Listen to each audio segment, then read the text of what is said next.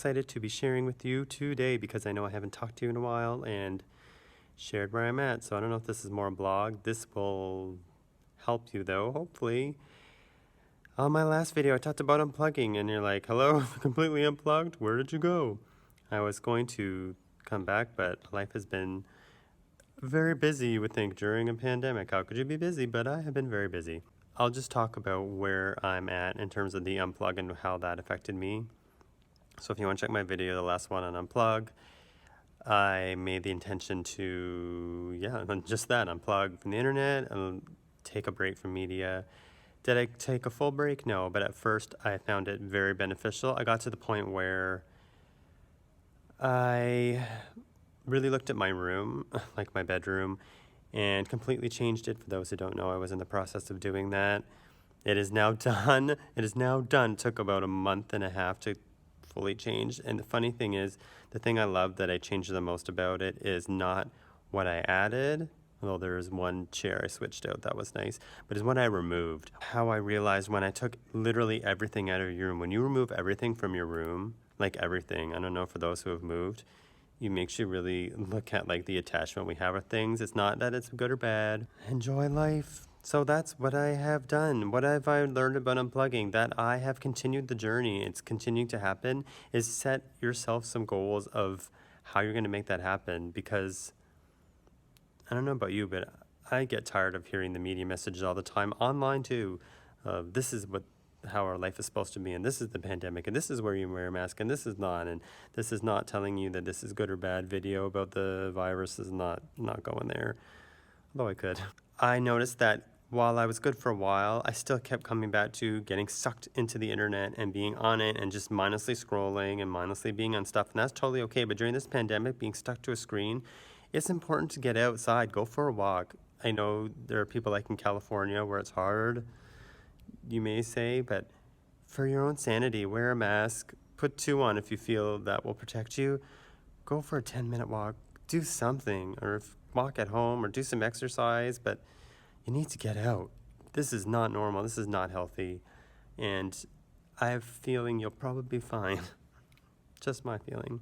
You do what's right for you. So I unplugged this past weekend for 48 hours. Usually I do once a week. I've been doing for a while, and during the month when I was unplugging, I wasn't doing it, and I noticed a huge difference. When I didn't unplug once a week, that's when I went back to my habits, even more of being on there. And it's important to set boundaries, really important. Boundaries like, what is your goal for internet? Do you want to be on an hour a day, 5 hours a day? I'll give an example. Say mine is an hour a day. I find it a lot easier if you try and choose. Now I understand we have lives that are not always planned, but try and choose a specific time, say like 12 noon. My advice, don't use it right in the morning before 9 a.m. and don't use it at night because that affects your sleep, and it's just good to get new healthy habits. But choose an hour where you're like, I'm going to use it during this hour, not, well, half an hour here, half an hour there. It's so much easier to just choose 1 hour block. This is when I'm using it. Thank you. If you want to check your email, maybe at like 5 o'clock, you have to for work or something like that. That's totally fine. But create some real easy habits that you can do and make a list of things that you want to do, like read or meditate or dance or just get connected to life or share your experience like I am right now. Another thing is, say you set these goals. Okay, I'm going to unplug and I'm going to connect to something else. Where is your accountability? Where is your, if you say go on unhealthy sites, like say your thing is, this isn't me, but say it's reading, I don't know, gossip and malicious stuff online or Facebook feeds of people talking shit. Oops, I swore. Talking stuff. Then if you do have like, I want to say buffer, do you have some kind of accountability system? Like, okay, if I don't do that, and tell somebody publicly, whether it's online, if you don't have anyone, or a friend, a family, and make it real, make it public. At first they might be like, yeah, I don't want to hear about it, I've heard this before. Who cares? Do it anyway. If I go over it, then I can't use it a day. If I go over a day, then I can't use it a week. If I can't do it again, then I can't use it a month. Make it real and make it often. I had chose a day previously, and that was working for a while, but then it was like, oh, now that I, unplug once a day for 1 day a week, That's easy. So a week is a lot harder. So I've made it my personal goal and accountability system, which I'm sharing right now, giving the advice that I'm telling you to do, is to make it 1 week. If I go in what I'll call inappropriate internet or harmful or de-energizing internet, for me, maybe you don't care, but for me, if I go over it, then I cannot use the internet for 1 week except checking email. That's it. Have humor. That's my joke. Next. Somebody sent me a video. Now, I think this is a really important topic. So, unplug and UFOs? What? How is that related? Some say, I don't know if this is going to happen, but coming in the fall, a lot of people feel that something is coming where they call it a second wave. I hope that this is not true. And actually, I don't really know if I hope it's not true. It's interesting. It's interesting that there may be a so-called quote-unquote fake invasion.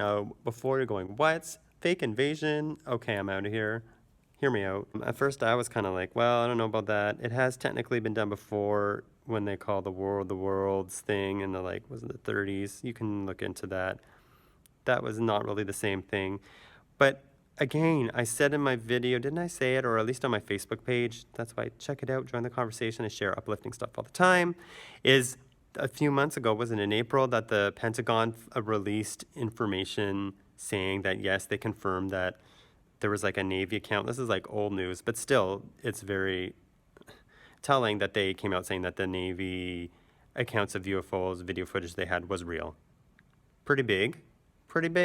But most people are like, oh yeah, whatever, coronavirus, what? They just don't care. They just don't care. Or they're like, oh, the government, that's not where they look to for truth, which I can totally understand. But they're still saying it, and I'm like, that's interesting. Now, what's more interesting, that's fascinating, I did not know, is on July 28th, so only a few days ago, there was an article. When I say they, I'm hesitating going, because I don't even know what to think about this. I can tell you after, but at first I'm just like, what? I had to call a friend and go, what is this? That the New York Times had an article follow-up to it, and I'm just going to read it to you, so hold on 1 second. Yeah, I can't read it at the same time, the article, so I'm going to insert a picture in a moment. Here is the article. You can see it on the screen here, and I'll leave a link to it, the New York Times article down below. Times Insider, do we believe in UFOs? That's the wrong question. Reporting on the Pentagon program that's investigating unidentified flying objects is not about belief, it's about a vigilant search for facts. So they go on to say, they look at facts, blah, blah, blah, blah. How does it work? Our previous stories were relatively easy to document with Department of Defense videos of UFOs and pilot eyewitness accounts, backed up by Navy hazard reports of close encounters with small speeding objects. But our latest article provided a more daunting set of challenges since we dealt with the possible existence of retrieved materials from UFOs, going from data on a distant object in the sky to the possession of a retrieved one on the ground. Makes a leap that many find hard to accept and that clearly demands extraordinary evidence. Numerous associates of the Pentagon program, with high security clearances and decades of involvement with official UFO investigations, told us they were convinced such crashes have occurred based on their access to classified information, but the retrieved materials themselves and any data about them are completely off limits to anyone without clearances and a need to know. They're also referred to as Advanced Aerospace Threat Identification Program. You'll see the slide, AATIP, also known as aerial phenomenon. Anyway. And the last paragraph says, our sources told us that AAV does not refer to vehicles made in any country, not Russian or Chinese, but is used to mean technology in the realm of the truly unexplained. They also assure us that their briefings are based on facts, not belief. Period. This is not some just, conspiracy thing. This is in the New York Times, which is a pretty reputable, we may not, who knows who. I'm aware there's certain people that behind and own the New York Times, blah, blah, blah. It's interesting that they're coming out talking about owning UFOs and owning retrieved crafts and how, even with that, they can only give out so much. Pretty fascinating. So why are they doing this? Are they going to come out and say that UFOs exist? There's a video that someone shared with me, I'll put it below, where she talked about how in the past Ronald Reagan said, a really strange thing once of how Perhaps we need some outside universal threat to make us recognize this common bound. I occasionally think how quickly our differences worldwide would vanish if we were facing an alien threat from outside this world. the one thing that would bring the world together is if there was an alien invasion, which is really weird. Why would he say that? I don't know. I don't know, and I don't have to know. Just saying, if something weird's coming down, just be prepared, be open. Don't get in panic mode. Go, okay, is this real? Is this not real? Are they trying to get ahead of a message? Is this even anything at all? I don't know, but I know that something strange in the neighborhood. Who are you gonna call? Yourself. Consciously, being aware. Doesn't mean we have to, not believe everything that's out there, but don't be a slave. Don't have to live in fear. You can still have fear, but you don't have to let it control you. Focus on your breath. Do that if you notice it coming up. Go, okay, fear is rising within me. Harmful feelings. Okay, trying to protect myself. It's okay to feel that. But that is not who I am. You are so much more, and that's one of my big goals of this channel is freedom and us finding it together in our own way. Helping each other out, one laugh at a time. What are you hearing? What's going on? Have you heard of these topics? I didn't know. A lot of people didn't know, and I knew someone who reads the New York Times who missed this article. So I hope this is entertaining. I know it is for me, going, what's next in the magical journey of life?